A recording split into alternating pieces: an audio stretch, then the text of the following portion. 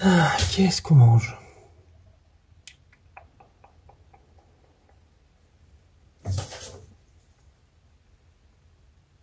Pourquoi pas commander?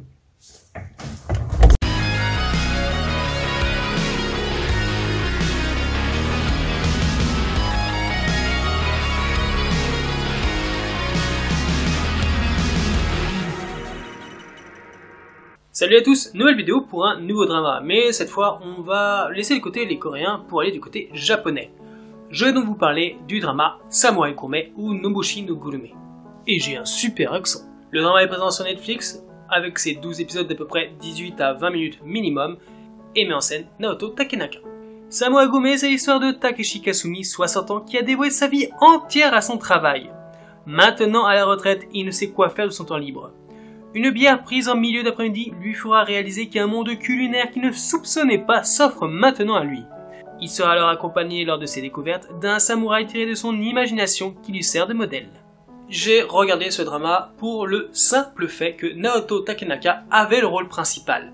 C'est un acteur que j'ai beaucoup aimé dans son rôle de Stresemann, dans le drama Nodabe Cantabile pour ceux qui l'ont vu, ou plus récemment dans son rôle de Sennin dans Commander Ghost, où il a un rôle vraiment très foufou, il se déguise souvent, donc il est vraiment très fun. C'est un acteur qui respire la joie de vivre et qui la communique. Ici, il joue le rôle d'un jeune retraité qui ne sait que faire de sa journée, il s'ennuie. Ça renvoie quand même énormément à notre propre image qu'on avait lors du premier confinement et actuellement avec le deuxième. Que faire de nos journées? L'ennui qui s'installe. Et si je faisais ci ou ça? Et surtout, cette question fondamentale qu'on se pose, qu'on soit célibataire, en couple ou en famille, qu'est-ce qu'on mange? Le repas est un point fixe de notre journée et surtout le déjeuner qui en est son centre. C'est justement la nourriture qui est le thème principal de ce drama.